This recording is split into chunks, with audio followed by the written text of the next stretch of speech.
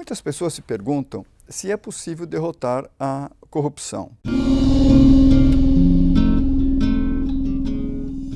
Na verdade, não é possível. Nenhum país do mundo conseguiu eliminar a corrupção. Mas é possível manter a corrupção e os corruptos acuados e diminuir muito a corrupção. Mas o modo como nós estamos encarando isso no Brasil não favorece esse processo. Nós estamos olhando muito para uma coisa que é a primeira camada da cebola, que é a corrupção sistêmica. Nós quase só falamos nisto. Corrupção sistêmica significa que você tem uma porção de pessoas de mau caráter ou pessoas de caráter fraco e há um sistema todo que favorece e até exige a corrupção para o Caixa 2, nas campanhas políticas, o achaque, empresários gananciosos e o antídoto a isso seria você ter maior controle e acabar com a impunidade, aumentando o tal do custo, do crime, o custo da corrupção. Entretanto, nós estamos esquecendo outras camadas da cebola. Além de ser uma corrupção sistêmica, nós temos no Brasil uma outra coisa que é a camada da corrupção endêmica. Como a palavra indica,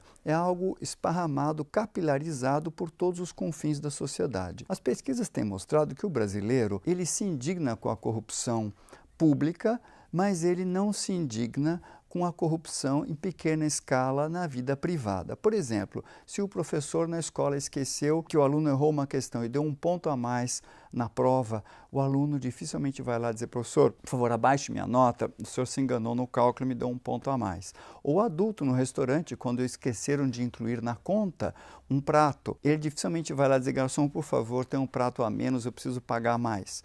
Ou se o guarda rodoviário quer multá-lo, dificilmente ele se indigna se houver a possibilidade de corromper o guarda e evitar a multa. Essa corrupção endêmica, ela é séria porque ela conversa com a sistêmica. Na verdade, uma desliza para a outra. Se você só combater a sistêmica e não combater a endêmica, ela vai reinfectar o tempo inteiro o sistema. Para combater a corrupção endêmica, o único modo é uma mobilização que impregne a sociedade, tal como nós já fazemos hoje, por exemplo, contra o racismo, contra o preconceito de orientação sexual, homofobia e muitas outras coisas. Esses assuntos hoje mobilizam a sociedade. Você vai ver no Jornal Nacional, no noticiário, você vai ver isso no rádio, em programas de rádio, em documentários, em novelas. O assunto é abordado por todos os lados, nas escolas, em livros didáticos, no teatro, na dramaturgia. Você impregna a sociedade numa espécie de campanha e mobilização em torno dessas causas, desses assuntos, e vai conquistando corações e mentes. Nós teríamos de fazer a mesma coisa com relação à corrupção, essa pequena corrupção do cotidiano. Nós não temos feito isso,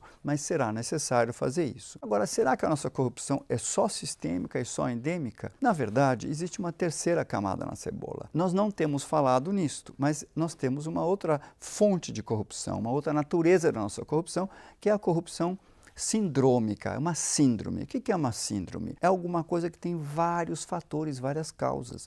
Nós temos, além do mau caráter, do sistema generalizado, além do aspecto endêmico da corrupção privada, mais duas grandes causas. Uma é um espírito de burocratismo que reina no país. Na esfera privada e pública, nós temos leis incumpríveis, leis tributárias em que uma contradiz a outra. Eu vou dar um exemplo, não só de leis tributárias, por exemplo, até algum tempo atrás, uma escola de idiomas lá da esquina da sua casa, que dava aulas de inglês, teria que, por lei, ter um vestiário feminino e masculino, porque a lei da Prefeitura de São Paulo tratava essas escolas como se fosse uma escola do ensino seriado, do ensino médio, que tem que ter vestiário. O fiscal honesto que fosse lá, autuar e fechar aquela escola, destruiria o modelo de negócios. E nós temos leis desse tipo por todo o lado.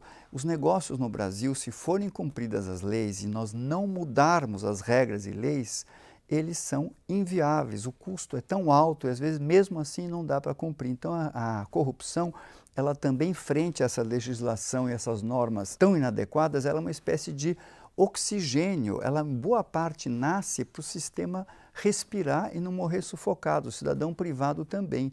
Se você só corrige a fiscalização e aumenta e não corrige a legislação, você destrói a economia ou você reinfecta e só aumenta o custo da corrupção, o que já está acontecendo. Em plena Lava Jato, os mesmos atores e outros continuam praticando corrupções tremendas por todos os lados, nada disso parou, mas subiu o custo. E para terminar, um outro aspecto na corrupção sindrômica é a má gestão. Por exemplo, licitações que esmagam os preços dos fornecedores ao chão, supostamente pelo bem público. É inviável, o sujeito para ganhar a licitação aceita aquele preço louco, depois ele tem que fazer um aditivo em que ele mostra que ele vai quebrar se não acrescentar novos preços. O sistema público não tem controle disso, acaba aceitando e por ali se reinfecta de novo preços com sobrepreços e corrupção.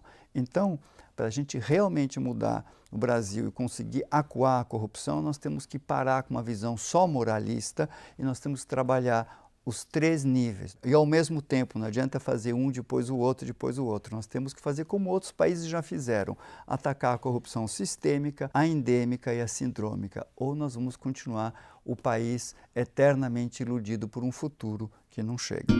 Se quiser saber mais sobre temas atuais, acesse o canal da Casa do Saber.